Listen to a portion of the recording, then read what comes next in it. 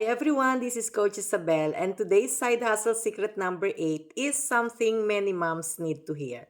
Stop waiting for approval.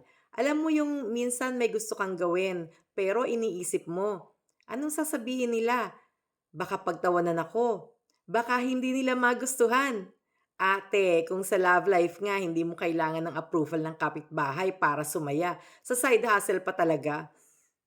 Sino ba nagbabayad ng bills mo? Sino ba ang may pangarap? Sino ba ang nagwo-work hard para sa pamilya? 'Di ba ikaw? Kaya bakit mo iaasa sa opinyon ng ibang magiging future mo? Here's the truth.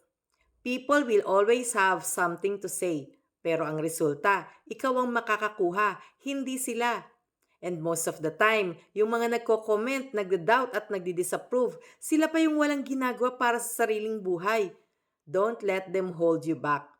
Kung gusto mo mag-start ng side hustle, gawin mo kasi ito yung makakatulong sa'yo, not because approved or validated kanila.